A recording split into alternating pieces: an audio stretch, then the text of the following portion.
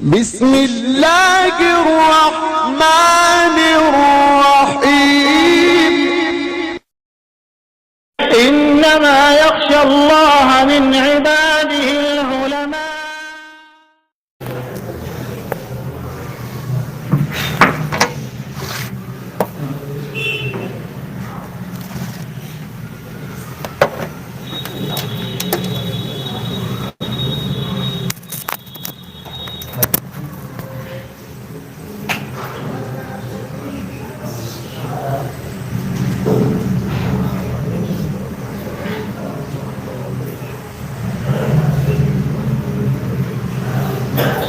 السلام علیکم اعوذ باللہ من الشیطان الرجیم بسم اللہ الرحمن الرحیم الحمد للہ رب العالمین الرحمن الرحیم مالک یوم الدین رب اشرح لي صدري ويسر لي امري واحلل عقدة من لساني يفقهوا قولي رب يسر ولا تعسر وتمم بالخير يا فتاح وبك نستعين. تمام تعریفیں اس اللہ کے لیے جو جہانوں کا پروردگار ہے، جو سب پر رحم کرنے والا اور بہت رحم کرنے والا ہے، اور وہ بدلے کے دن کا مالک ہے.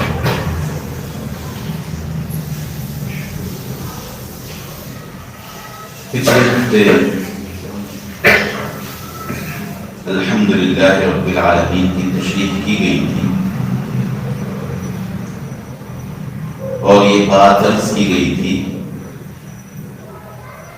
کہ تمام تعریفیں اللہ کے لیے، اور اس کی دلیل یہ ہے کہ وہ تمام جہانوں کا پروردگار ہے.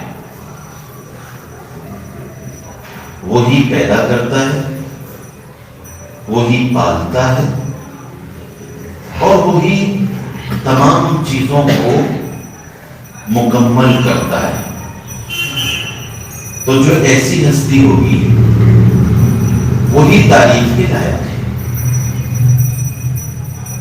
اسی کی تعریف کی جائے گی. الحمدللہ تمام تعریف اللہ کے لیے ہیں جو تمام جہانوں کا پروردگار ہے. ایک گزشتہ ہفتے بتایا گیا تھا. آگے اللہ کی دو اور صفات بیان کی گئی ہیں جو بسم اللہ میں اس کی بعض تشریح کر دی گئی تھی. الرحمن الرحیم، کہ وہ سب پر رحم کرنے والا ہے اور بہت بہت رحم کرنے والا ہے. یہ بھی اس بات کی دلیل ہے کہ تمام تعریفیں اللہ ہی کے لیے ہیں، اس لیے کہ جو شخص دوسروں پر رحم کرتا ہے وہی تعریف کا مستحق ہوتا ہے. اور اللہ تبارک و تعالی سب پر رحم کرتا ہے اور مکمل رحم کرتا ہے. یہ بات بار بار بتائی گئی کہ اللہ کی رحمت سب کے لیے ہے اور مکمل ہے. سورہ جب بسم اللہ کی تشریح کی گئی تھی وہاں پر یہ بھی بتا دیا گیا تھا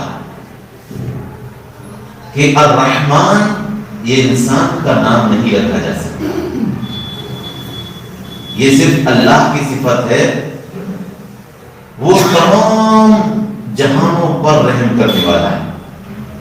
انسان کسی ایک پر یا دو پر یا 10 پر مکمل شفقت، مہربانی اور رحمت تو کر سکتا ہے، لیکن ساری دنیا پر وہ رحم کرے، فرشتوں کے جہان پر، جنات کے جہان پر یہ ممکن نہیں. یہ صرف اللہ کی رحمت ہے. تو گویا کہ یہ دوسری دلیل ہے کہ تمام تعریفیں اللہ ہی کے لیے.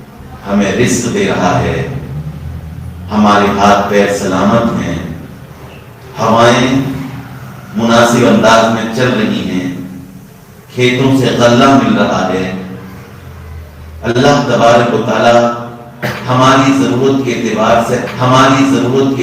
سے پانی برسا رہا ہے، یہ اس کی رحمت ہے، اور جب یہ رحمت ہے اور تمام کے ساتھ رحمت ہے تو پھر وہ تمام تعریفوں کا مستحق ہے۔ تو الرحمن الرحیم اللہ تبارک و تعالیٰ کی تعریف کی دوسری دلیل ہے۔ اب یہاں پر ایک بات اور سمجھنے کی ہے کہ اللہ تبارک و تعالیٰ کی تو بہت سی صفات ہیں، وہ رزاق بھی ہے، وہ ستار بھی ہے، وہ غفار بھی ہے، وہ حمید بھی ہے، وہ مجید بھی ہے، وہ ذو القوہ بھی ہے، وہ متین بھی ہے، لیکن یہاں پر اللہ تبارک و تعالیٰ نے اس صورت کے اندر الرحمن اور الرحیم ہی کو کیوں ذکر کیا ہے؟ تو یہاں پر یہ بات اچھی طرح سے سمجھ لیں کہ اللہ کی یہ صفت تمام صفاتوں میں سب سے سبقت لے گئی ہے۔ سب سے اہم صفت اللہ کی الرحمن ہے اور الرحیم ہے، جس میں اللہ کی رحمت کو، اس کی مہربانی کو بیان کیا گیا ہے، اور ہر وقت بندے اللہ کی رحمت کے، اس کی مہربانی کے محتاج رہتے ہیں۔ ایک حدیث قدسی کے اندر بیان کیا گیا ہے، جس کو حضرت عبداللہ ابن عمرو ابن عاص رضی اللہ تعالیٰ عنہ نے بیان کیا ہے۔ عن عبداللہ ابن عمرو ابن عاص رضی اللہ تعالیٰ عنہ قال قال رسول اللہ صلی اللہ علیہ وسلم الراحمون یرحمہ الرحمن ارحموا من فی الارض یرحمکم من فی السماء۔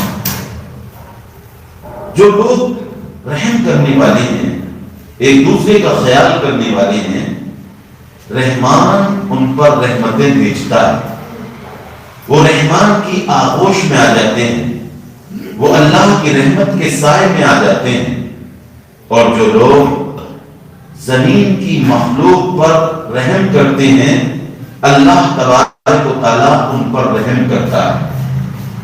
تو اللہ تبارک و تعالیٰ کی یہ صفت بندوں کے اندر بھی پیدا ہونی چاہیے۔ حدیث شریف کے اندر فرمایا گیا ہے تخلقوا باخلاق اللہ، اللہ کی صفات کو اپنے اندر پیدا کرنے کی کوشش کرو تاکہ تمہارے اندر بھی رحم کا جذبہ پیدا ہو۔ اور جیسے کہ میں نے عرض کیا، اللہ کے رسول صلی اللہ علیہ وسلم نے ارشاد فرمایا اللہ کی صفت رحمت کے تعلق سے کہ سبقت رحمتی علی غضبی، کہ میری رحمت، میری باقی صفات میرے غصے پر غالب ہے، میری صفت یہ غالب ہے، اور بندوں کو چاہیے کہ میری اس صفت کو اختیار کریں۔ انسان اللہ کی صفت کا پرتو ہے، اور اللہ تبارک و تعالیٰ کی صفات کو اختیار کرنے کا اس کو حکم دیا گیا ہے۔ اللہ تعالیٰ ساری مخلوق کے ساتھ رحم فرماتا ہے، تو انسانوں کو بھی چاہیے کہ وہ آپس میں ایک دوسرے پر رحم کریں، یتیموں کے ساتھ رحم کریں، غریبوں کے ساتھ رحم کریں، بیواؤں کے ساتھ رحم کریں۔ اللہ تبارک و تعالیٰ نے اپنے نبی آخر الزمان حضرت محمد صلی اللہ علیہ وسلم کو بھیجا تو قرآن مجید میں ان کا تذکرہ موجود ہے، جن الفاظ سے آپ کو یاد کیا گیا ہے۔ قرآن مجید کہتا ہے وَمَا أَرْسَلْنَاكَ إِلَّا رَحْمَةً لِلْعَالَمِينَ، کہ ہم نے آپ کو تمام جہانوں کے لیے رحمت بنا کر بھیجا ہے۔ تو اللہ کی جو صفت رحمت ہے اس کو ہمیں اختیار کرنا چاہیے، ہمیشہ لوگوں کے ساتھ ہمدردی کا معاملہ کرنا چاہیے، خیر خواہی کا معاملہ کرنا چاہیے، کسی کے ساتھ غصے سے پیش نہیں آنا چاہیے۔ ہاں یہ ہے کہ اللہ کی اور بھی صفات ہیں، جیسے کہ میں نے عرض کیا اللہ قہار بھی ہے، اللہ منتقم بھی ہے، وہ انتقام لیتا ہے۔ اللہ تبارک و تعالی بندوں کو عذاب بھی دے گا اس کے یہاں عذاب علیم بھی ہے، دردناک عذاب بھی ہے، اور انسان اللہ کی غصے کی صفت کو بھی اختیار کر سکتا ہے، لیکن اس کو کبھی کبھی اختیار کیا جائے گا۔ بعض موقعوں پر غصہ اختیار کرنا شریعت میں مطلوب ہے اور قابل تعریف ہے۔ جیسے نعوذ باللہ اگر کوئی قرآن کا مذاق اڑا رہا ہے تو ہمیں غصہ آنا چاہیے۔ کوئی اللہ کے رسول صلی اللہ علیہ وسلم کا مذاق اڑا رہا ہے، ہمیں غصہ آنا چاہیے۔ کوئی سنتوں کا مذاق اڑا رہا ہے تو ہمیں غصہ آنا چاہیے۔ بعض جگہوں پر غصہ بھی مطلوب ہے، یہ بھی اللہ کی صفت ہے۔ بعض جگہوں پر اللہ کی اور صفات بھی مطلوب ہیں، لیکن جیسے کہ میں نے عرض کیا اللہ کی صفت رحمت یہ تمام صفات پر غالب ہے۔ یہ صفات ہمارے اندر عمومی طور سے غالب رہنی چاہیے۔ کبھی کبھی غصے کا بھی اظہار ہو صحیح مواقع پر۔ حدیث شریف میں آتا ہے کہ اللہ کے رسول صلی اللہ علیہ وسلم امت کے ساتھ انتہائی مشفق تھے۔ کسی سے آپ صلی اللہ علیہ وسلم نے کبھی انتقام نہیں لیا۔ منتقم رسول اللہ صلی اللہ علیہ وسلم لنفسہ ولذاتہ قط، اللہ کے رسول نے کبھی بھی اپنی ذات کے لیے انتقام نہیں لیا، لیکن جب شریعت کی حدود کو پامال کیا جاتا تھا، اسلام کا مذاق اڑایا جاتا تھا، تو اللہ کے رسول صلی اللہ علیہ وسلم کے غصے کے سامنے کوئی چیز نہیں ٹھہر سکتی تھی۔ تو اس لیے ہمیں اللہ کی اس صفت کو اختیار کرنا چاہیے اور زمین کے عام انسانوں سے ہمدردی کا، محبت کا، الفت کا معاملہ کرنا چاہیے۔ یہ شریعت میں ہم سے بار بار مطالبہ کیا گیا ہے۔ اور ایک صفت جو اس کے بعد بیان کی گئی ہے وہ ہے مالک یوم الدین۔ اللہ تبارک و تعالی بدلے کے دن کا مالک ہے۔ دین کے معنی اور بھی ہوتے ہیں، دین کے معنی شریعت کے بھی ہیں، دین کے معنی قانون کے بھی ہیں، لیکن یہاں پر دین کا جو لفظ استعمال ہوا ہے اس کے معنی ہے بدلہ۔ جیسے کہ لغت میں بھی اس کو بیان کیا گیا ہے ڈکشنری میں، دنہم کما دانو، جس طرح انہوں نے ہمارے ساتھ سلوک کیا ہے، جس طرح انہوں نے ہمیں بدلہ دیا ہے، ہم بھی ان کے ساتھ ویسا ہی سلوک کریں گے۔ عربی میں ایک محاورہ ہے، کما تدین تدان، جیسا تم کرو گے ویسا تم کو بدلہ دیا جائے گا۔ As you sow, so you reach، جس طرح تم کرو گے ویسا ہی تم پاؤ گے، جیسا بو گے جو کچھ کرو گے اس کا نتیجہ نکل کر رہے گا۔ تو یہاں پر یہ اللہ تبارک و تعالیٰ کی ایک صفت اور بیان کی گئی ہے کہ وہ روز جزا کا مالک ہے، مالک یوم الدین، بدلے کے دن کا مالک ہے۔ کیا آج اللہ تبارک و تعالیٰ اس کائنات میں مالک نہیں ہے؟ جبکہ قرآن مجید کے اندر فرمایا گیا ہے للہ ملک السماوات والارض، زمین و آسمان کی تمام چیزیں اللہ کی ملکیت ہیں۔ اور دوسری جگہ قرآن میں فرمایا گیا ہے للہ خزائن السماوات والارض، زمین و آسمان کے خزانے اللہ ہی کے ہیں۔ تو کیا مطلب ہے کہ یہ کہا گیا ہے کہ وہ بدلے کے دن کا مالک ہے، جس دن انسانوں کے ایک ایک عمل کا حساب لیا جائے گا، ایک ایک ذرے کا انسان سے حساب و کتاب دیا جائے گا، اس کا مالک ہے۔ اس کا کیا مطلب ہے؟ اس کا مطلب بہت آسان ہے کہ آج اللہ تبارک و تعالیٰ نے دنیا میں انسانوں کو عارضی طور پر مالک بنا رکھا ہے۔ جیسے ہم کہتے ہیں کہ یہ دکان کے مالک ہیں، یہ کھیت اور کھلیان کے مالک ہیں، یہ مالک کے مکان ہیں، یہ فلاں میل کے مالک ہیں، یہ فلاں فیکٹری کے مالک ہیں، ان کے پاس اتنے بیگھے زمین ہے، ان کے پاس اتنی جائیداد ہے۔ تو اللہ تبارک و تعالیٰ نے انسانوں کو دنیا میں بھیجا ہے اور عارضی طور پر لوگوں کو اس دنیا کا مالک بنایا ہے۔ حقیقی مالک آج بھی اللہ تبارک و تعالیٰ ہے۔ اگر انسان اس حقیقت کو سمجھ لے تو پھر دنیا سے دل نہیں لگائے گا۔ وہ دنیا کی چیزوں کو عارضی سمجھے گا، وقتی سمجھے گا، اس لیے کہ قرآن مجید کہتا ہے کل من علیہا فان وَيَبْقَى وَجْهُ رَبِّكَ ذُو الْجَلَالِ وَالْإِكْرَامِ، اس روئے زمین پر جتنی بھی چیزیں ہیں وہ فنا ہو جائیں گی، ختم ہو جائیں گی، صرف اللہ عز و جل باقی رہ جائے گا۔ دنیا میں بہت سے لوگ دوسروں کے ساتھ ظلم کرتے ہیں، ناانصافی کرتے ہیں، برا معاملہ کرتے ہیں، بظاہر ان کو یہاں سزا نہیں ملتی، اگر ملتی ہے تو بہت مختصر سی سزا ملتی ہے، بہت معمولی سزا ملتی ہے، اس لیے کہ اللہ تبارک و تعالیٰ نے اس دنیا کو دار الجزا اور دار السزا نہیں بنایا ہے۔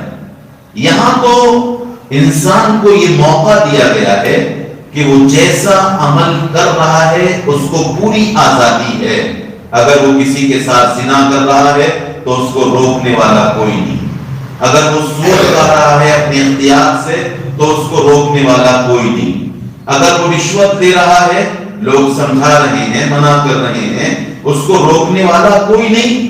بظاہر وہ اچھے مکانوں میں رہ رہا ہے، شاندار گاڑیوں میں چل رہا ہے، لیکن ایک دن ایسا آئے گا کہ اسے ذرے ذرے کا حساب ہوگا۔ وقتی طور پر اللہ تبارک و تعالیٰ دنیا میں بھی سزائیں دیتا ہے، آزمائشوں کے اندر مبتلا کرتا ہے، لیکن مکمل بدلہ یہاں پر نہیں دیا جائے گا۔ مکمل بدلے کا دن اللہ تبارک و تعالیٰ نے جزا کا دن بنایا ہے۔ قیامت آئے گی، تمام انسان مر جائیں گے، پھر اللہ تبارک و تعالیٰ دوبارہ سے انسانوں کو اٹھائے گا۔ حدیث شریف کے اندر بھی آتا ہے اور قرآن مجید کے اندر بھی آتا ہے کہ ہم انسانوں کو اسی طرح پیدا کریں گے جس طرح ہم نے پہلی مرتبہ پیدا کیا تھا، یعنی انسان اپنی ماں کے پیٹ سے ننگا پیدا ہوا تھا اور وہ کچھ نہیں جانتا تھا۔ اللہ تبارک و تعالیٰ انسانوں کو قبروں سے بالکل برہنہ، بالکل ننگا اٹھائیں گے، کسی کے پاس کوئی لباس نہیں ہوگا۔ حضرت عائشہ صدیقہ رضی اللہ تعالیٰ عنہ نے جب یہ حدیث سنی تو اللہ کے رسول صلی اللہ علیہ وسلم سے پوچھا، اے اللہ کے رسول، کیا اس دن لوگوں کو ایک دوسرے سے شرم نہیں آئے گی، ایک دوسرے سے حیا نہیں آئے گی؟ تو اللہ کے رسول صلی اللہ علیہ وسلم نے ارشاد فرمایا کہ عائشہ وہ بدلے کا دن ہوگا، انسانوں کو ان کے اعمال کا ثواب یا اعمال کی سزا دی جائے گی۔ بدلے کے معنی یا تو ثواب ملے گا، اچھے اعمال ہوں گے تو ان کو ثواب ملے گا، برے اعمال ہوں گے، بد اعمالیاں ہوں گی تو اس کو اس کی سزا ملے گی۔ بدلے کا دن یعنی اس دن ثواب بھی دیا جائے گا اور اس دن انسانوں کو جزا اور ثواب اور سزا دونوں دی جائے گی۔ اب یہاں پر اللہ تبارک و تعالیٰ یہ بتانا چاہتا ہے کہ اس دن کا مالک، بدلے کے دن کا مالک صرف اللہ ہے۔ بڑے بڑے بادشاہ برہنہ ننگے کھڑے ہوئے ہوں گے، ان کے جسم پر لباس نہیں ہوگا۔ جنہوں نے دنیا کے آدھے حصے پر حکومت کی تھی، جنہوں نے دنیا کے تہائی حصے پر حکومت کی تھی، جنہوں نے ملکوں پر حکومت کی تھی، جو بڑے بڑے عہدے اور منصب رکھتے تھے اور لوگوں پر ظلم کرتے تھے، لوگوں کے ساتھ زیادتیاں کیا کرتے تھے، سب اللہ کے سامنے اللہ کے دربار میں کھڑے ہوئے ہوں گے۔ اللہ تبارک و تعالیٰ اس دن اعلان کرے گا لمن الملک اليوم، لوگوں آج یہ بتاؤ کہ یہ ملک کس کا ہے، یہ بادشاہت کس کی ہے؟ کل ہم نے آزمائش کے لیے تم کو دولت دی تھی، تم کو حکومت دی تھی، تم کو طاقت دی تھی، تمہارے ماتحت ہم نے بہت سے لوگوں کو بنایا تھا، لیکن تم نے ان پر ظلم کیا، ان کے ساتھ زیادتی کی، ان پر رحم نہیں کھایا۔ آج یہ بتاؤ لمن الملک اليوم، آج یہ بادشاہت، آج یہ ملک کس کا ہے؟ پھر اللہ تبارک و تعالیٰ ہی جواب دے گا، چاروں طرف سناٹا ہی سناٹا ہوگا، کسی کو بولنے کی ہمت نہیں ہوگی، یہاں تک کہ انبیاء علیہ السلام بھی سفارش نہیں کر سکیں گے۔ جبکہ حدیث شریف کے اندر آتا ہے یوم جزا میں جس دن انسان کے نامہ اعمال کو تولا جائے گا، ان کا حساب کتاب ہوگا، انبیاء بھی سفارش کریں گے۔ اللہ کے جو نیک بندے شہداء ہیں جن کو اللہ کے راستے میں شہید کر دیا گیا وہ بھی سفارش کریں گے، علماء اور حفاظ بھی سفارش کریں گے، لیکن پہلے مرحلے میں کسی کو ایک لفظ بولنے کی بھی ہمت نہیں ہو سکے گی کہ وہ اللہ کے سامنے کچھ کہہ سکے۔ اللہ تعالیٰ اعلان کرے گا للہ الواحد القہار، آج یہ ملک اس اللہ کا ہے جو تنہا ہے اور جو زبردست ہے، جو تمام انسانوں کو ایک ساتھ سزا دے سکتا ہے۔ کل اس نے تمہاری رسی ڈھیلی کر دی تھی، کل اس نے تم کو موقع دیا تھا، اپنے بندوں کا تم کو بادشاہ اور مالک بنایا تھا، عارضی طور پر حکومت کی بازدور اس نے اس لیے دی تھی کہ تم لوگوں کے ساتھ ظلم کرتے ہو یا عدل کا معاملہ کرتے ہو، ناانصافی کرتے ہو یا انصاف کرتے ہو، لوگوں کے ساتھ زیادتی کرتے ہو یا ان کی بھلائی کے کام کرتے ہو۔ اللہ تبارک و تعالیٰ نے یہ حکومتیں اس لیے دی تھیں، اس لیے نہیں دی تھیں کہ تم لوگوں کے ساتھ زیادتی کرو۔ تو اس لیے حدیث شریف میں یہ آیا ہے کہ اللہ تبارک و تعالیٰ اس دن سختی کے ساتھ ایک ایک سے حساب لے گا، انسان کے قدم اپنی جگہ سے نہیں ہٹ سکیں گے۔ تو بالکل صاف مطلب یہ ہو گیا کہ وہ اس دن کا مالک ہے جس دن انسانوں کے نامۂ اعمال تولے جائیں گے، ان کا حساب کیا جائے گا۔ حدیث شریف میں آتا ہے کہ اگر سینگ والی بکری نے بے سینگ والی بکری کو مارا ہوگا تو اللہ تبارک و تعالیٰ اس کا بھی حساب دلوائے گا، ایک ایک ذرے کا حساب ہوگا۔ تو اس لیے ہمیں چاہیے کہ اللہ تبارک و تعالیٰ کی ان صفات کا استحضار اپنے دل کے اندر کریں، اپنے دماغ کے اندر کریں، اور سرسری طور پر ان آیتوں کو دوبارہ سے دیکھیں۔ ان تینوں آیتوں کے اندر جو ہم نے آپ کے سامنے پیش کی ہیں، اس میں اللہ تبارک و تعالیٰ نے، اگر ہم تھوڑا سا غور کر کے دیکھیں تو اللہ تبارک و تعالیٰ نے 3 دلیلیں ہمارے سامنے پیش کی۔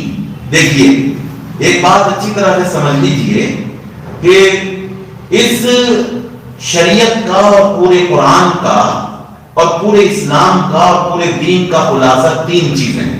نمبر 1 اللہ کی توحید، نمبر 2 رسالت، اور نمبر 3 آخرت۔ اور ان تینوں آیتوں میں اللہ تبارک و تعالیٰ نے ان تینوں چیزوں کا اشارہ کر دیا ہے۔ پہلی آیت ہے الحمدللہ رب العالمین، تمام تعریفیں اور تمام شکر اس اللہ کے لیے ہیں جو جہانوں کا پروردگار ہے، جو تمام جہانوں کا پروردگار ہے، جو جہان کو پیدا کرنے والا ہے، انسانوں کو پیدا کرنے والا، جانوروں کو پیدا کرنے والا، کیڑوں مکوڑوں کو پیدا کرنے والا، پھر ان کی پرورش کا مکمل انتظام کرنے والا، پھر ان کو آخری حد تک پہنچانے والا، جو ہوگا وہی اس لائق ہے کہ اس کی عبادت کی جائے، وہ اس لائق ہے کہ اس کی تعریف کی جائے۔ جو پیدا ہی نہیں کر سکتا تو اس کو عبادت کے لائق کہاں ہے؟ اللہ تعالیٰ نے تمام انسانوں کو اور تمام چیزوں کو پیدا کیا ہے، جو مخلوق ہے وہ معبود نہیں ہو سکتی، اور جو خالق ہے وہ عبد یعنی بندہ نہیں ہو سکتا۔ آپ یعنی کوئی دعویٰ کرے کہ میں کسی چیز کو پیدا کر سکتا ہوں، ٹھیک ہے، ہم اس کو اپنا معبود مان لیں گے۔ کوئی دعویٰ تو کرے، کوئی لے کر تو آئے ایسی دلیل، کوئی کہے تو صحیح کہ میں نے فلاں چیز پیدا کی ہے۔ اللہ تبارک و تعالیٰ تو یہ کہتا ہے کہ ایک مکھی پیدا نہیں کر سکتا انسان۔ انسان کو پیدا کرنا تو بہت دور کی بات ہے، بلکہ آپ اور ہم اپنی زندگی کے تجربات اور مشاہدات دیکھیں، شادی ہو جاتی ہے، اللہ تبارک و تعالیٰ نے شادی کو نسل انسانی کے بڑھانے کا سبب بنایا ہے، اور قرآن مجید کہتا ہے اللہ تعالیٰ جس کو چاہتا ہے لڑکے ہی لڑکے دیتا ہے، اور جس کو چاہتا ہے لڑکیاں ہی لڑکیاں دیتا ہے، اور جس کو چاہتا ہے اللہ تعالیٰ لڑکیاں بھی دیتا ہے اور لڑکے بھی دیتا ہے، اور جس کو چاہتا ہے اللہ بانجھ بنا دیتا ہے۔ یہ اللہ کی قدرت ہے، ہمارا اس میں کوئی زور اور بس نہیں چلتا۔ پیدا کرنے والے ہم نہیں ہیں، پیدا کرنے والا اللہ ہے۔ اللہ تعالیٰ کہتا ہے یہ آسمان سے جو بارش نازل ہوتی ہے اس کو تم نازل فرماتے ہو یا ہم؟ اللہ۔ کافر بھی کہتے ہیں کہ اللہ۔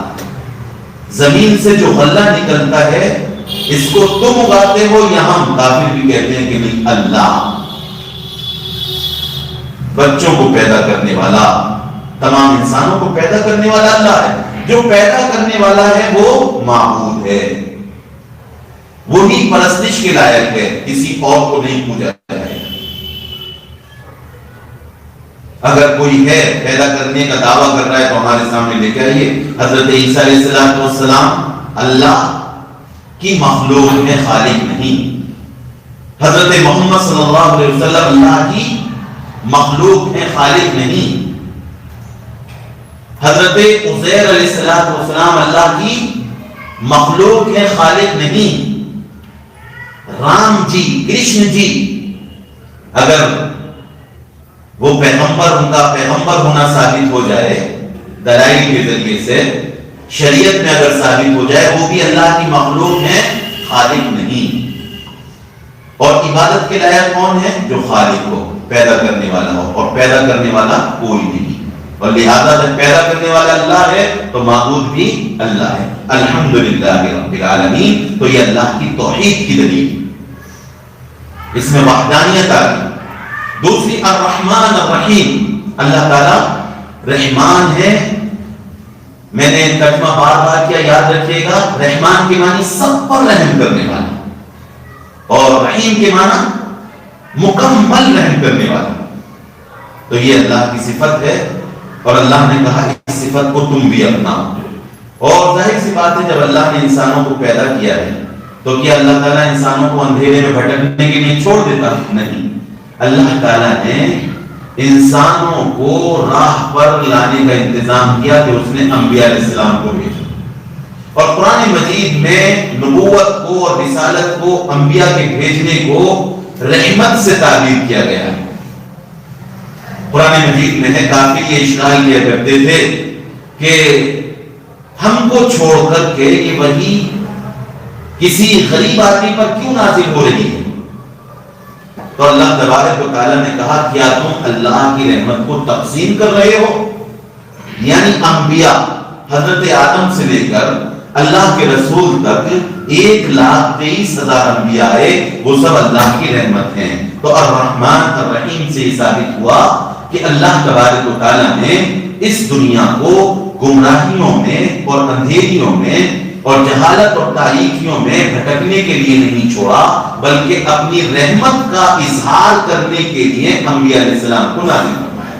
جب میں نے آپ کے سامنے وَمَا أَرْسَلْنَاكَ إِلَّا رَحْمَةً لِلْعَالَمِينَ، یہ سب سے صریح آیت ہے. تو اللہ کے جو رسول ہیں، جو پیغمبر ہیں، یہ اللہ کی رحمت ہیں، اللہ کی رحمت کا مظہر. انسانوں کو تاریکیوں سے اللہ کی رحمت کی طرف لاتے ہیں. تو یہ جو دوسری آیت ہے، یہ کاہے کی دلیل ہے؟ یہ نبوت، رسالت، پیغمبری کی دلیل. اور تیسری آیت جو ہے وہ بالکل واضح ہے، وہ آخرت پر دلیل ہے کہ اللہ تعالیٰ یوم جزا، بدلے کے دن کا مالک ہے. جس دن حساب کتاب ہوگا، جس دن انسانوں کے ایک ایک عمل کے بارے میں پوچھا جائے گا، ایک ایک نیکی کے بارے میں، ایک ایک گناہ کے بارے میں پوچھا جائے گا. اور وہ مالک ہے. مالک کا مطلب جج نہیں ہوتا، مالک کا مطلب حکم نہیں ہوتا. جج کا مطلب تو یہ ہوتا ہے وہ قانون کے تابع ہوتا ہے، حکم کا مطلب یہ ہوتا ہے وہ قانون کے تابع ہوتا ہے. اللہ تبارک و تعالیٰ مالک ہے. ایک شخص کو لایا جائے گا، حدیث شریف میں آتا ہے، اور اللہ تبارک و تعالیٰ اس کے سامنے گناہ گنوائے گا کہ تم نے فلاں گناہ کیا. یوم جزا، جس دن بدلے کا دن ہوگا، تم نے فلاں گناہ کیا. وہ کہے گا اے اللہ میں نے یہ گناہ کیا، بہت ڈر رہا ہوں. تو اللہ تعالیٰ کہے گا ہم نے تمہارے گناہ کو نیکیوں میں بدلا. تم نے فلاں گناہ کیا. وہ کہے گا میرے مالک میں نے یہ گناہ کیا. اللہ کہے گا ہم نے اس گناہ کو بھی نیکیوں میں بدل دیا. پھر اللہ پوچھے گا تم نے فلاں گناہ کیا. وہ کہے گا کہ ہاں میں نے فلاں گناہ کیا. اللہ کہے گا ہم نے اس گناہ کو بھی تمہاری نیکیوں میں بدل دیا. اب اللہ خاموش ہو جائے گا. اب بندہ کہے گا کہ اے اللہ ابھی تو میرے اور بھی گناہ ہیں، ابھی تو ڈر رہا تھا کہ اللہ کو معلوم نہیں، جبکہ اللہ عالم الغیب ہے، دلوں کی حالت کو بھی جانتا ہے، دماغ کی حالت کو بھی جانتا ہے. تو وہ بندہ پھر کہے گا کہ اللہ ابھی تو اور بھی گناہ ہیں، میں نے فلاں گناہ بھی کیا تھا، فلاں گناہ بھی کیا تھا، وہ اپنے گناہ گنانے لگے گا، اللہ تعالیٰ کہے گا ہم نے ان گناہوں کو بھی معاف کر دیا اور ان گناہوں کی بدلے میں تمہاری نیکیاں لکھ دی۔ اللہ مالک ہے، اللہ کو کوئی نہیں روک سکے گا، مالک ہے وہ۔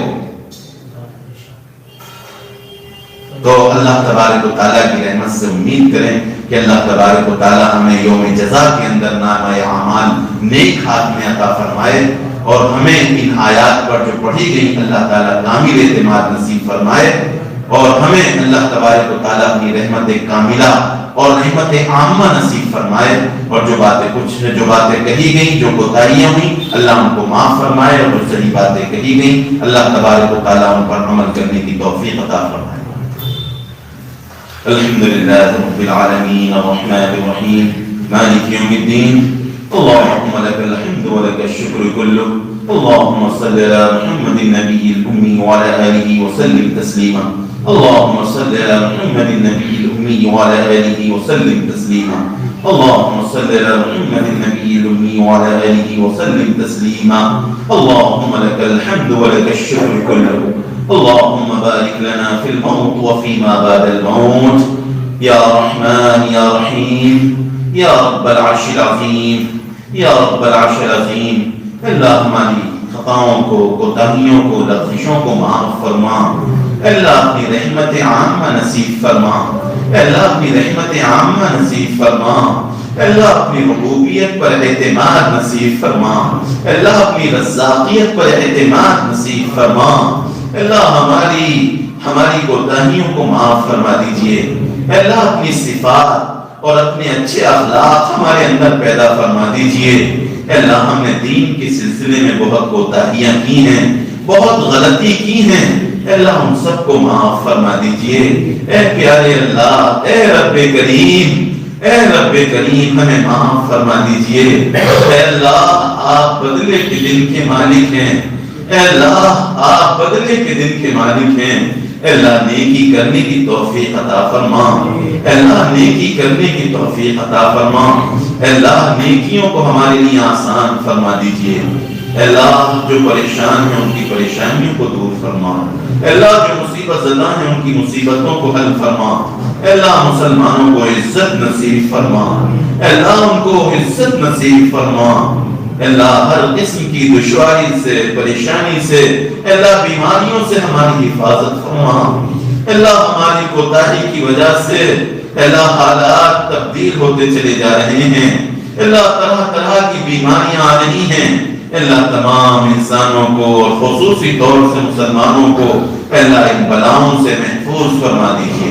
اللہ ان بلاؤں سے محفوظ فرما دیجئے، اللہ تیری کرم کا واسطہ، اللہ تیرے رحم کا واسطہ، اللہ ہم بھکاریوں کو عطا فرما دیجئے، اللہ اپنی رحمت عطا فرما دیجئے، اللہ ہمیں نواز دیجئے، اللہ ہمیں نواز دیجئے، اے مولا اللہ ہمیں نواز دیجئے، اللہ جو مانگا وہ بھی عطا فرما، جو مانگنے سے رہ گیا وہ بھی عطا فرما، اللہ تیرے حبیب حضرت محمد مصطفیٰ احمد مصطفیٰ سرور کائنات صلی اللہ علیہ وسلم نے جو خیر کی دعائیں مانگی ہیں اس میں ہمارا حصہ بھی عطا فرما، اللہ جن فتنوں سے، جن آزمائشوں سے، جن پریشانیوں سے آپ نے پناہ چاہی، اللہ تمام پریشانیوں سے، آفات سے ہمیں بھی اللہ ہماری بھی حفاظت فرما۔ سبحان ربک رب العزت عما یصفون وسلام علی المرسلین والحمد للہ۔